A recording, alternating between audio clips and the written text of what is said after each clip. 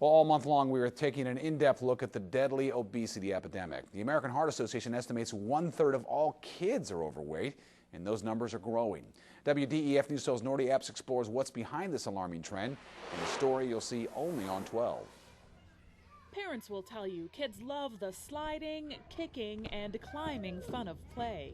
Every night when I get home, they say, I want to go to the Y, I want to go to the Y. And while youngsters come to the YMCA for fun, all the running, crawling, and jumping has an added benefit. I bring my son to youth fitness because I want him to stay active.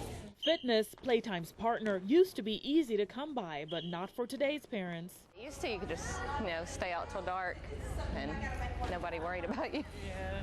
But we either come here or go to the mall, let them play at least 2 or 3 times a week.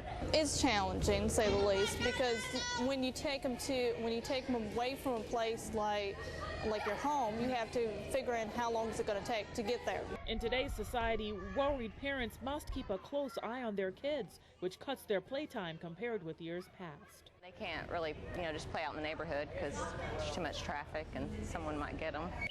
7, 8, 9.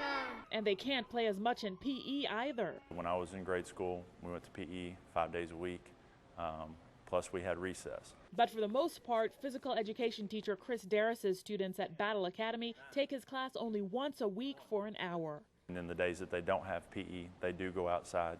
So they're getting some kind of activity, but like I said, not near what I got when I was a child and not near what kids need these days. And with the pressure to meet No Child Left Behind standards, that's typical for most schools these days. Darras says kids need some type of physical activity every day.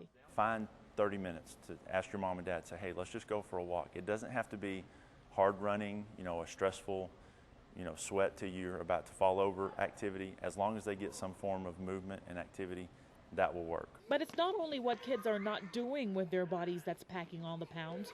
Dr. Nita Shumaker points out it's also what they're putting inside them. Just because someone put it on a shelf and said it was a food does not mean it was intended to go into our bodies. She calls sugary sodas the #1 culprit, followed by more processed foods. She urges parents to keep them out of the house.